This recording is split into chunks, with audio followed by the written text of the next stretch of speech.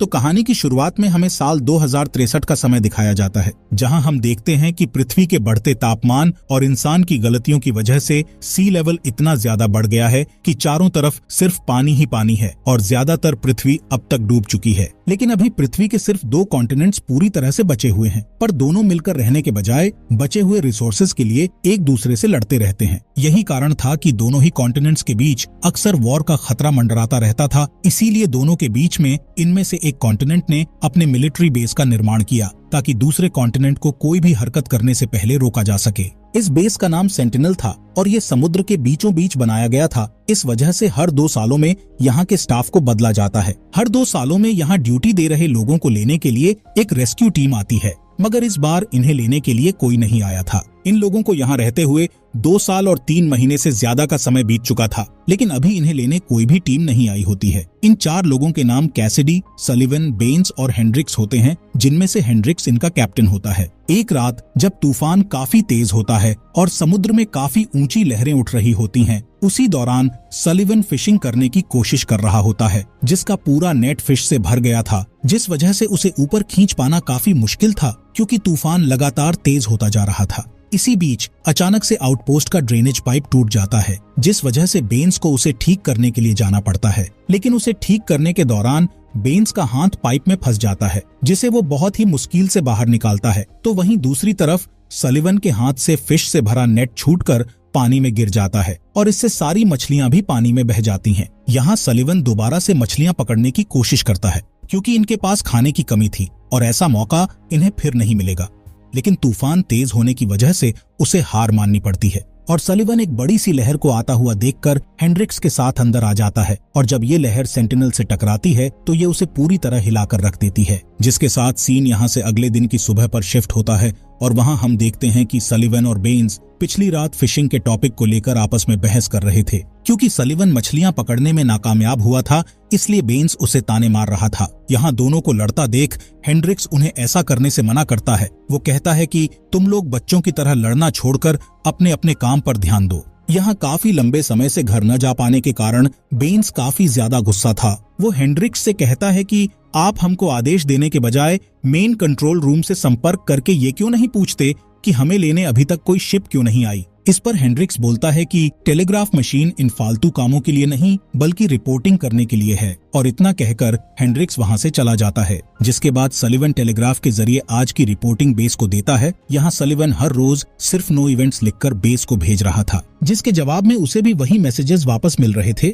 इसी बीच हेंड्रिक्स को एक पानी का जहाज आता हुआ दिखता है, जिसे देख वो रेडार से कंफर्म करने को कहता है और इस जहाज को आता देख सलिवन काफी खुश होता है क्योंकि उसे ये लग रहा था कि उन्हें लेने के लिए रेस्क्यू टीम आ रही है, जबकि हेंड्रिक्स सभी को सावधान रहने के लिए कहता है। उसका कहना था कि हो सकता है ये शिप दुश्मन का हो, इसलिए कैसिडी उस शिप से संपर्क करने की भी कोशिश करती है, मगर उसे कोई जवाब नहीं मिलता। इसलिए हेंड्रिक्स हथियार तैयार करने के लिए कहता है और साथ ही वो सलिवन को एक गन देकर कहता है कि तुम जाकर उस शिप को चेक करो, उसके बाद वहाँ की जो स्थिति हो उसके बारे में मुझे खबर करो। बेचारे सलिवन को न चाहते हुए अपने कैप्टन का आदेश मानकर उस शिप पे जाना पड़ता है, जिस दौरान अचानक से उसका संपर्क हेंड्रिक्स से टूट जाता है। सलिवन इस शिप के अंदर पहुंचकर वहां चारों ओर घूमकर देखने लगता है, जहां उसे हर जगह धूल जमी नजर आती है। साथ ही शिप में कुछ खाना वगैरह भी रखा हुआ था। ये सब कुछ देखकर ऐसा लग रहा था मानो कि ये शिप ऐसे ही काफी दिनों से भटक रही है। सलिवन को यहाँ 4 बैग्स भी दिखाई देते हैं, जिसे देखकर वो समझ जाता है कि यही उनकी रेस्क्यू शिप है।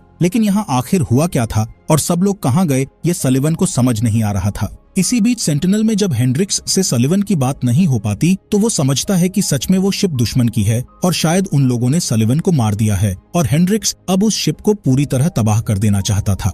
इस कारण वो कैसिडी से हथियार को एक्टिवेट करने की चाबी मांगता है, जिसे देने से कैसिडी इनकार कर देती है। लेकिन जब हेंड्रिक्स को ज्यादा गुस्सा आने लगता है तो वो चाबी कैसिडी उसे दे देती है, मगर इससे पहले हेंड्रिक्स हथियारों को एक्टिवेट करता उसे सलिवन खुद संपर्क कर लेता है। यहाँ हेंड्रिक्स कैसिडी से गुस्सा होकर कहता है कि तुम आज के बाद कभी भी मेरे ऑर्डर को मानने से इनकार करने की हिम्मत भी न करना। ये कहने के बाद हेंड्रिक्स उस चाबी को वापस कैसिडी को देने के बजाय अपने पास ही रख लेता है। इसी बीच सलिवन भी शिप से वापस लौट आता है वो आते ही हेनरिक्स को सब कुछ बताता है और उससे कहता है कि हमें इस शिप के बारे में बेस को खबर कर देनी चाहिए, लेकिन हेनरिक्स उसे ऐसा करने से मना करता है क्योंकि वो पहले और ज्यादा छानबीन करना चाहता था। उसके बाद ही वो बेस को इस बारे में डिटेल में बताना चाहता था। फिलहाल इसके बाद ये लोग आयोडाइन बाथ लेते हैं ताकि इन्हें कोई इन्फेक्शन वगैरह ना हो। सभी हेनरिक्स के इस रवैये से परेशान थे, इसलिए उसकी चोरी सलिवन बेस को टेलीग्राफ से मैसेज कर देता है। ये बात कैसिडी और बेन्स दोनों को ही पता थी, इसलिए अगले दिन जब ये लोग बेस के रिस्पॉन्स का बहुत ही बेसब्री से इंतजार करने लगते हैं, तभी वहाँ हेनरिक्स आता है और उनसे पूछता है कि वो लोग यहाँ इकट्ठा होकर क्या कर रहे हैं, जिस पर बेन्स उसे ताना देते हुए बता देता है कि हम बेस के जवाब का इंतजार कर रहे हैं क्योंकि सलिवन ने उन्हें कल ही रिपोर्ट भेजकर सब कुछ बता दिया था। ये बात सुनते ही हेनरिक्स सलिवन पे भड़क जाता है, लेकिन इसी बीच इन्हें टेलीग्राफ मशीन से एक मैसेज प्राप्त होता है और वो मैसेज देखकर सभी का दिमाग पूरी तरह से खराब हो जाता है क्योंकि सलिवन ने पिछले दिन जो मैसेज भेजा था, कंप्यूटर ने उसे वही मैसेज वापस भेज दिया होता है। मतलब कई हफ्तों से ये मशीन सलिवन का भेजा हुआ मैसेज ही उसे वापस भेज दे रही थी क्योंकि बेस से इन्हें कोई भी मैसेज नहीं कर रहा था। ये सब होने के बाद हेनरिक्स को किसी चीज का शक होता है और वो उस शिप के नेविगेशन हिस्ट्री से सारे कोऑर्डिनेट्स निकालकर उन्हें सेंटिनल में रखे मैप में ढूंढने लग जाता है। इससे हेनरिक्स शिप के रूट का पता लगाएगा। दूसरी तरफ सलिवन बेन्स को रात के समय चुपके से शिप के अंदर जाते हुए देखता है।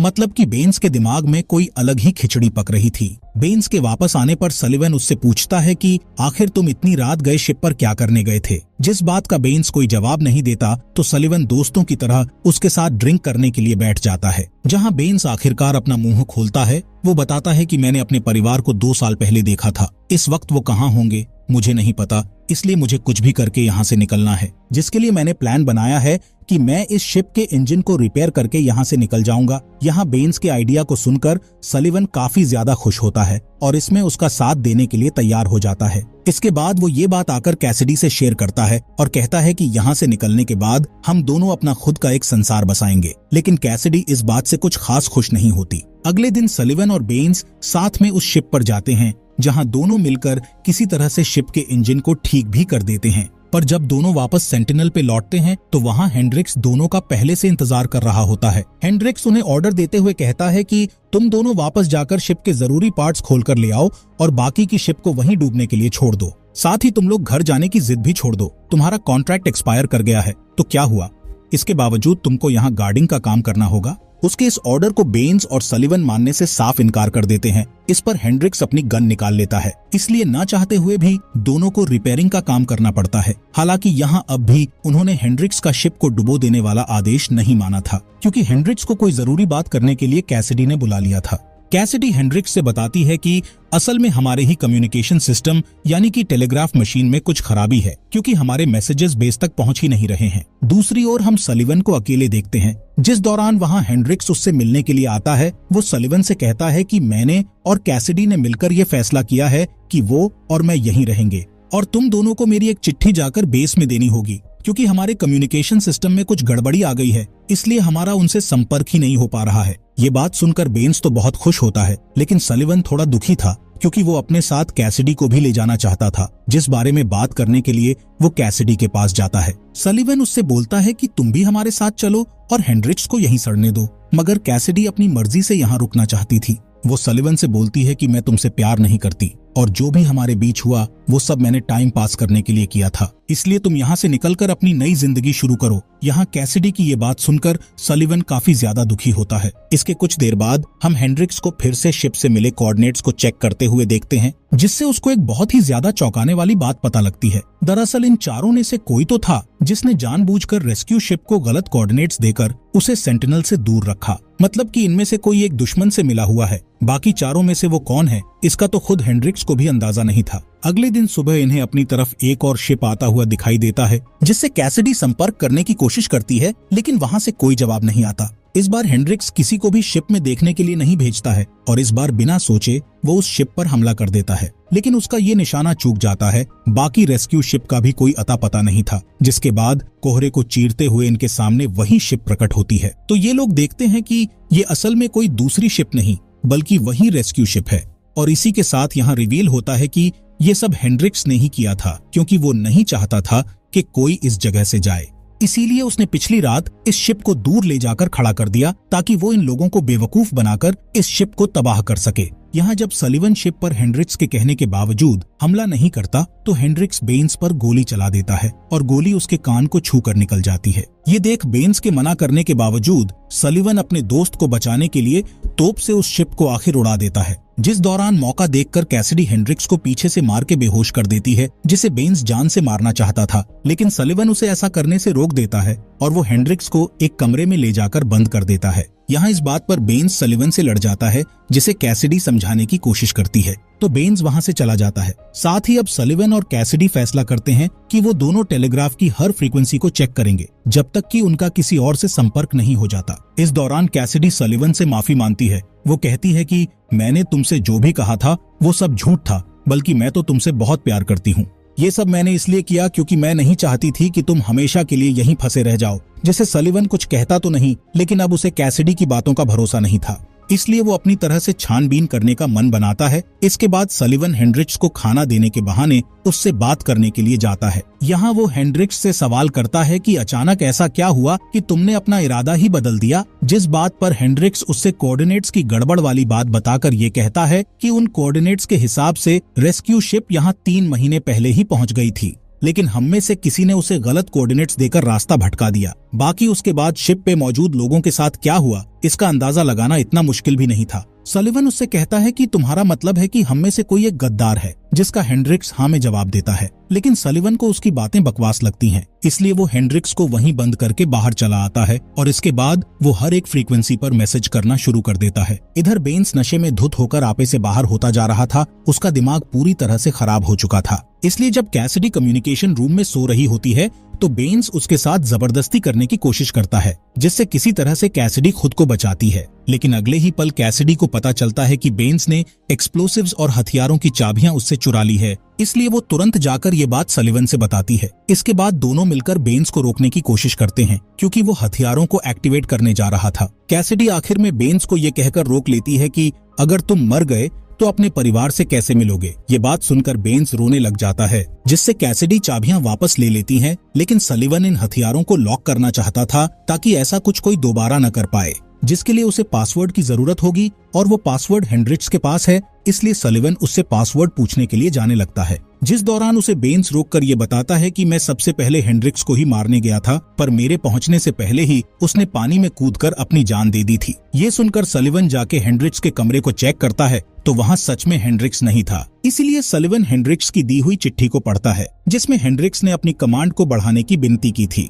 ये बात सलिवन को काफी अजीब लगती है। अगले दिन कैसिडी सलिवन को दिखाती है कि कैसे बेन्स वापस से नॉर्मल होकर अपना काम कर रहा है। बेन्स यहाँ दोनों से कहता है कि जब मैं घर से निकला था तो मेरी बीवी प्रेग्नेंट थी, मुझे अपने बच्चे का चेहरा देखना है, यही मेरी आखिरी ख्वाहिश है। उसकी ये बात सुनकर सलिवन बेन्स को गले से लगा लेता है। इसके कुछ देर बाद बेन्स और कैसिडी साथ में समुद्र के कचरे से अपने काम की चीज लेने के लिए जाते हैं। बेन्स के साथ कैसिडी को अकेले जाते देख सलिवन उसे एक गन देता है ताकि कैसिडी अपनी रक्षा खुद कर पाए। सलिवन खुद समुद्र से मछलियां पकड़ने के लिए उसमें जाल देखता है, जिसमें अचानक से हेंड्रिक्स की बॉडी फंस जाती है और सलिवन देखता है कि किसी ने हेंड्रिक्स के सर पर वार करके उसे मारा है। मतलब कि सच में इनके बीच कोई गद्दार मौजूद है। इसका पता लगाने के लिए सलिवन बेन्स और कैसिडी के रिकॉर्ड्स चेक करने लगता है, जिस दौरान हमें कैसिडी को दिखाया जाता है जो बेन्स को काफी अजीब तरह से देख रही थी। इधर जब रिकॉर्ड से सलिवन को कुछ नहीं मिलता तो वो हेंड्रिक्स की कोऑर्डिनेट्स वाली बात पर गौर करता है,